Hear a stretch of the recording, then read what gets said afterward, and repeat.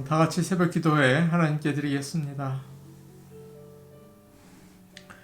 너희는 유혹의 욕심을 따라 썩어져가는 구습을 따르는 옛사람을 벗어버리고 오직 너희의 심령이 새롭게 되어 하나님을 따라 의와 진리의 거룩하심을 받은 새 사람을 입으라. 아멘. 다 같이 찬송가 312장 부르겠습니다. 312장입니다.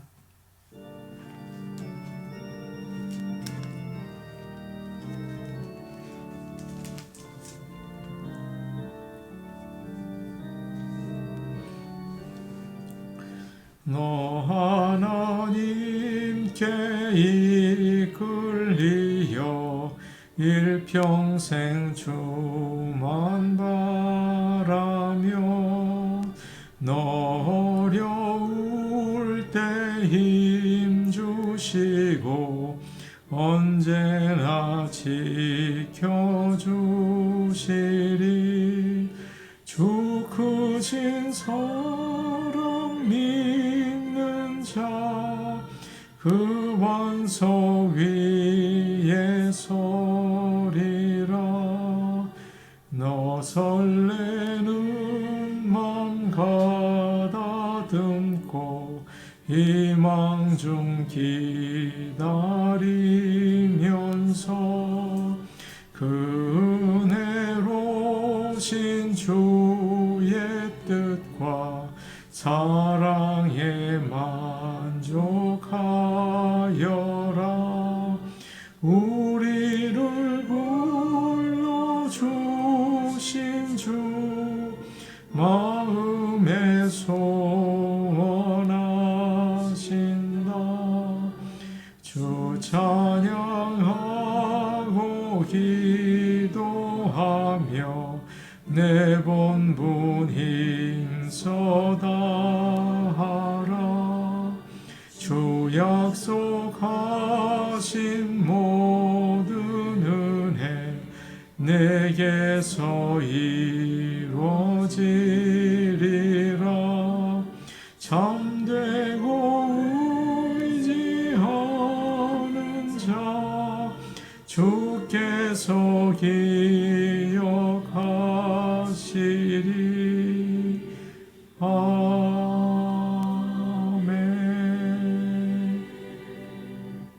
찬송가 549장입니다. 549장입니다.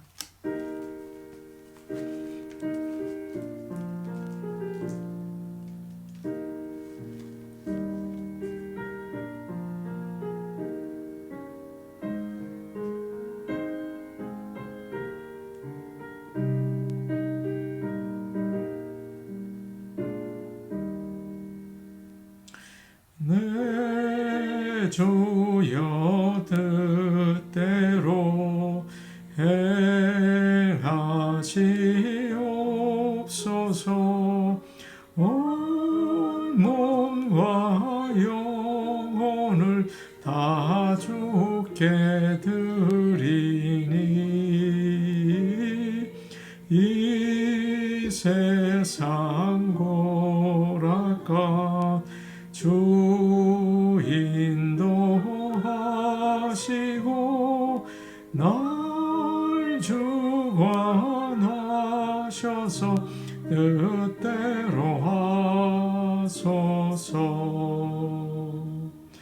내 주여 뜻대로 행하시옵소서. 큰 근심 중에도 낙심케 마소서. 주님도 때로는 울기도 하셨네. 날 주관하셔서 뜻대로 하소서. 내 주여 뜻대로 행하시옵소서. 하시옵소서. 내 모든 일들을 다 주께 맡기고 저 천성 향하여 고요히 가리니 살든지 죽든지 뜻대로 하소서. 아멘.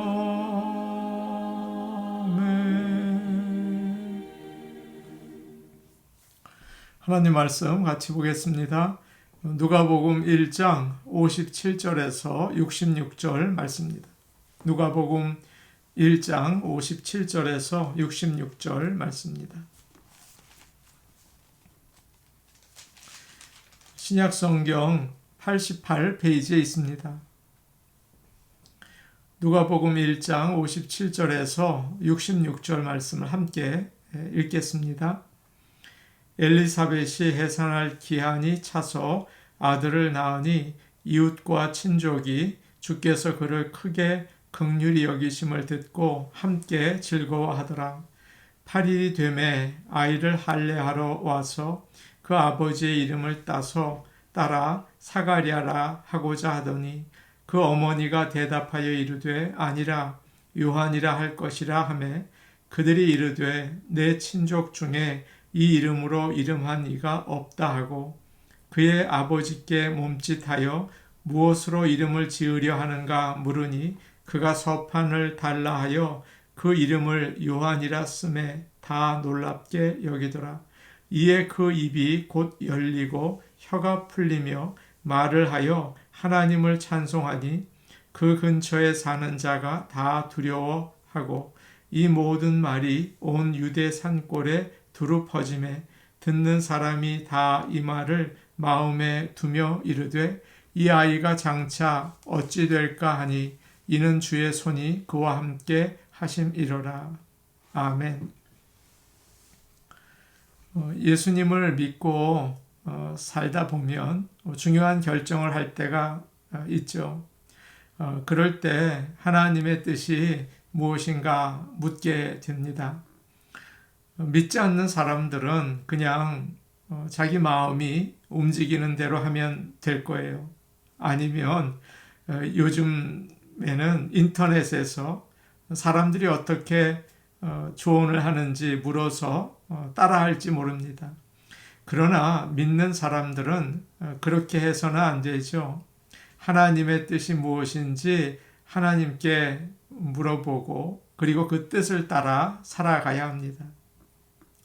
그러나 하나님은 이미 성경 말씀에 우리가 알아야 하는 하나님의 뜻을 다 기록해 놓으셨어요. 그래서 하나님의 뜻을 알기 위해서는 하나님의 말씀을 읽고 듣는 게 참 중요합니다. 그러나 더 큰 문제도 있어요. 하나님의 말씀을 알면서도 따르지 못하는 거죠. 순종하지 못하는 거예요. 그것이 더 큰 문제입니다. 오늘 말씀에는 하나님의 뜻을 따라 사는 용감한 믿음의 사람들이 나옵니다. 이들의 모습을 통해서 우리도 무슨 결정을 할 때 하나님의 뜻을 따라 결정할 수 있는 믿음이 있기를 원합니다. 57절과 58절을 보겠습니다. 엘리사벳이 해산할 기한이 차서 아들을 낳으니 이웃과 친족이 주께서 그를 크게 긍휼히 여기심을 듣고 함께 즐거워하더라. 마리아는 엘리사벳과 3개월 동안 함께 있었습니다. 그리고는 집으로 돌아갔어요. 그리고 엘리사벳은 해산할 때가 되어서 아들을 낳게 됩니다. 그래서 하나님은 천사 가브리엘을 통해서 사가랴에게 약속하신 것들을 다 이루셨죠. 지난번 본문이었는데 13절 중간부터 14절을 보면 이런 말씀이 나옵니다. 내 아내 엘리사벳이 내게 아들을 낳아 주리니 그 이름을 요한이라 하라. 너도 기뻐하고 즐거워할 것이요 많은 사람도 그의 태어남을 기뻐하리니. 그렇게 천사가 예언을 했습니다. 하나님은 반드시 그 말씀을 이루시죠. 그리고 그 다음에 나오는 말씀, 사람들이 와서 다 기뻐할 것이다. 그 말씀도 이루셨어요. 엘리사벳이 아이를 낳자 마을 사람들과 친척들이 축하하러 왔습니다. 작은 마을에는 누구 집에 아이가 태어나면 다 축하를 하죠. 그런데 사가랴의 집은 더욱 특별했어요. 오랫동안 아이가 없지 않았습니까? 참 힘든 시간을 보냈는데 하나님께서 엘리사벳에게 은혜를 베푸셔서 이제 나이가 많이 들었는데 그 집에 아이를 주셨다. 너무 기뻐하고 축하했죠. 이것도 천사가 예언한 말씀이에요. 아브라함의 아내 사라도 아이를 낳지 못하는 여자였잖아요. 그런데 이삭을 낳고 기뻐서 웃습니다. 그래서 잔치를 베풀었어요. 같은 모습을 여기서 볼 수 있죠. 지금 엘리사벳은 늦은 나이에 아이를 얻으니까 이웃 사람들과 친척들이 더 기뻐합니다. 우리는 이 말씀을 보고 이제 이해가 되지만 어느 때는 이웃이나 친척이 잘 되면 마음이 불편할 때도 있어요.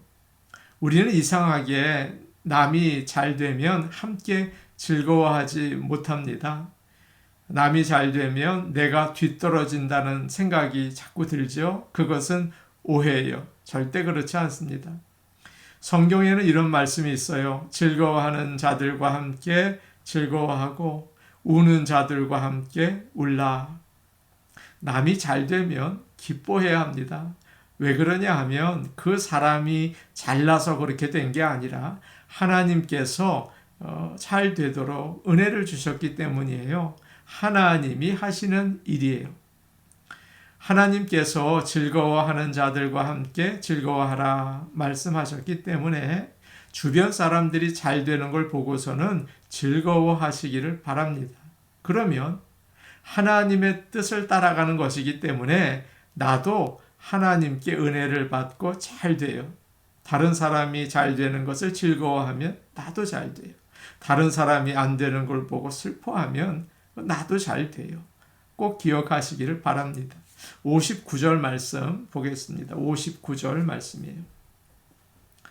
8일이 되매 아이를 할례하러 와서 그 아버지의 이름을 따라 사가랴라 하고자 하더니, 유대인들의 관습에 따르면 남자아이는 태어난 지 8일이 되면 할례식을 거행하죠.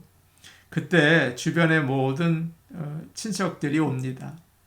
여러분이 아시는 것처럼 할례는 하나님께서 모든 유대인 남자들에게 하라고 명령하신 거예요.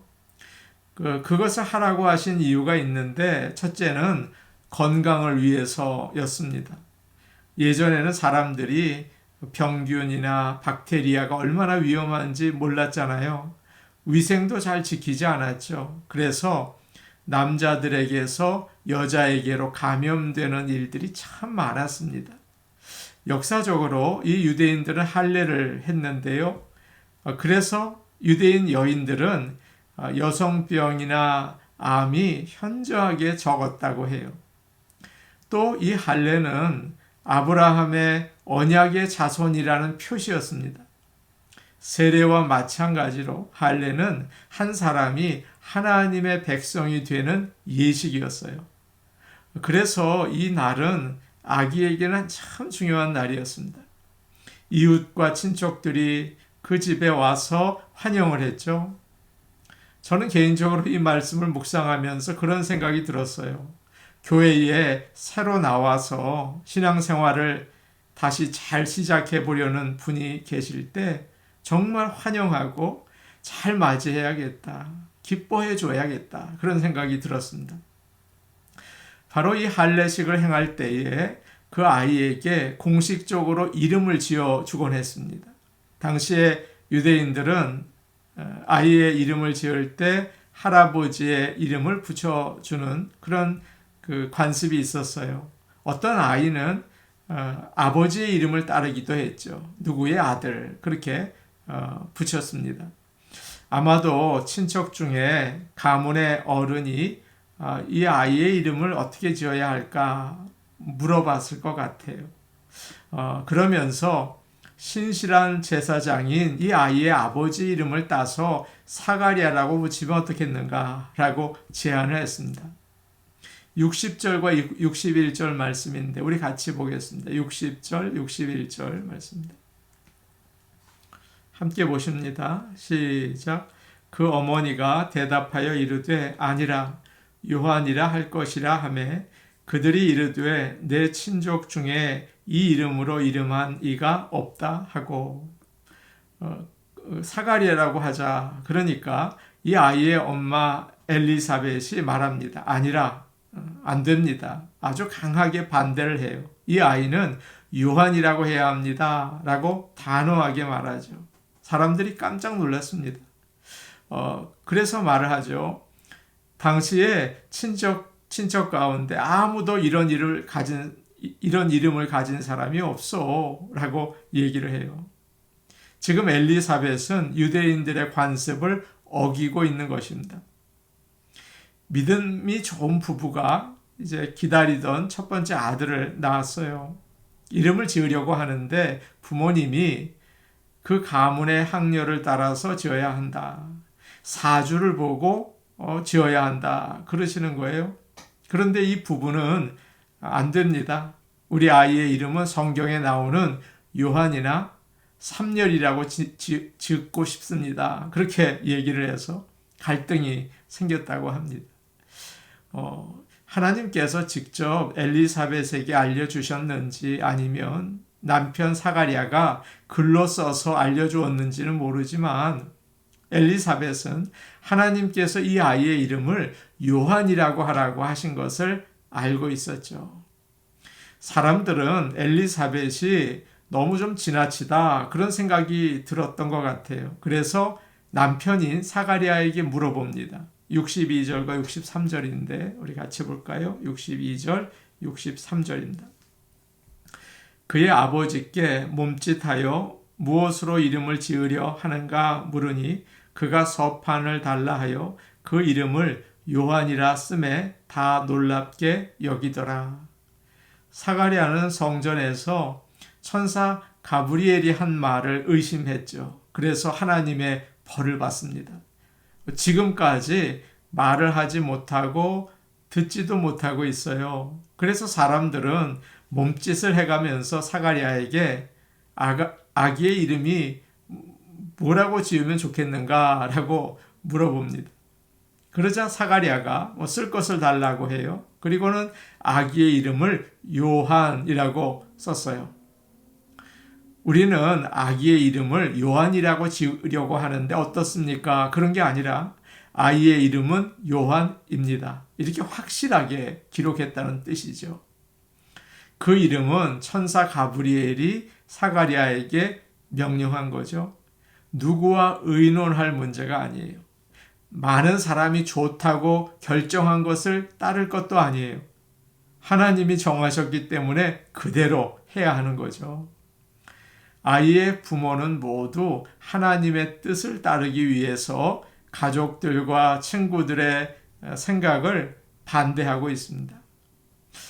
우리에게 적용해 보죠. 우리는 무슨 결정을 내릴 때 세상 사람들이 하는 방법이나 다른 사람의 의견을 들을 때가 참 많아요. 아니면 나의 경험과 지식에 따라서 결정할 때도 있죠.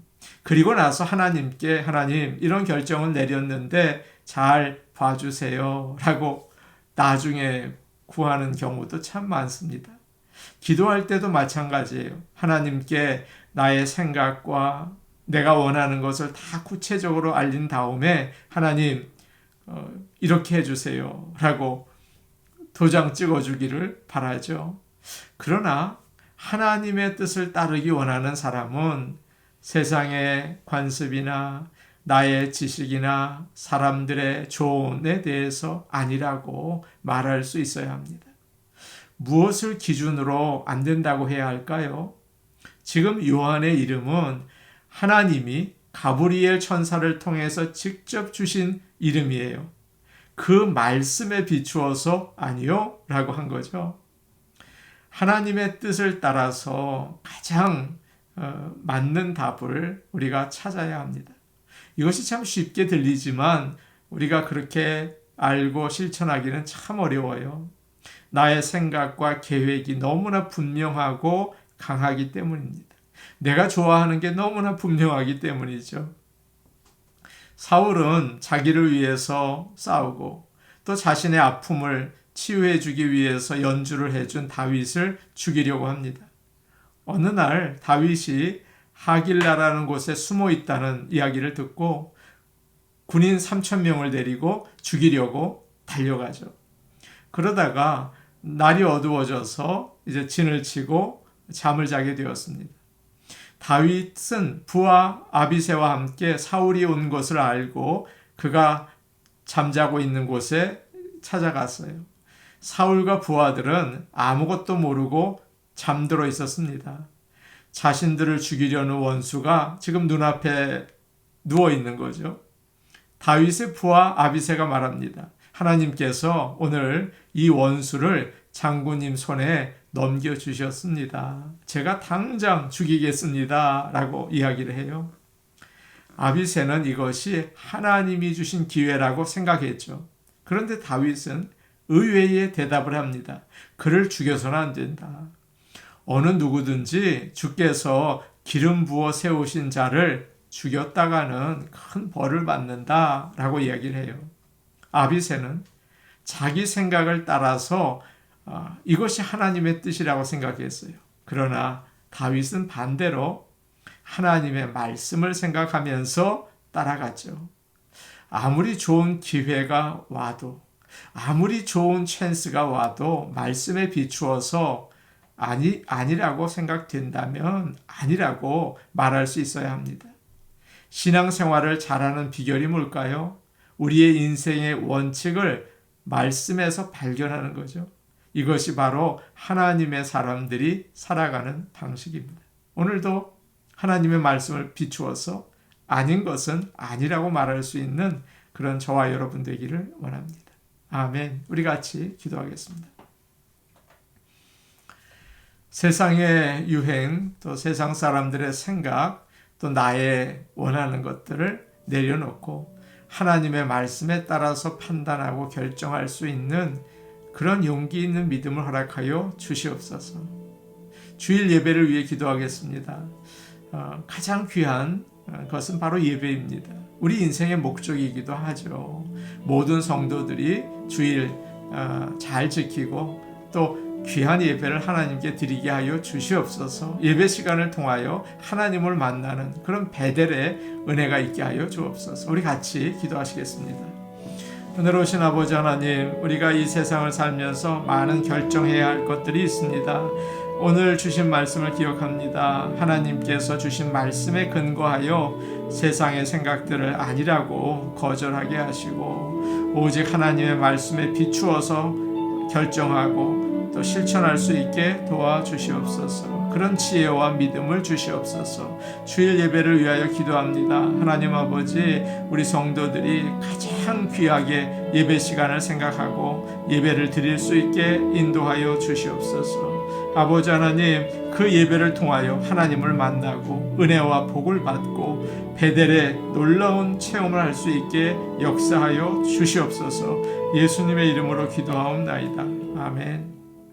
은혜로우신 아버지 하나님, 하루하루 우리에게 많은 결정해야 될 것들이 있습니다. 우리의 생각대로 하지 않게 하시고 세상 사람들의 흐름에 따라 하지 않게 하시고 하나님의 말씀을 기억하며 하나님이 무엇을 원하시는지를 물어보고 결정할 수 있게 도와주시옵소서. 이것이 우리가 사는 생활의 방식이 되고 원칙이 되게 하여 주시옵소서. 감사하며 예수님 이름으로 기도하옵나이다. 아멘. 오늘도 복된 하루 되시기 바랍니다. 개인 기도하시겠습니다.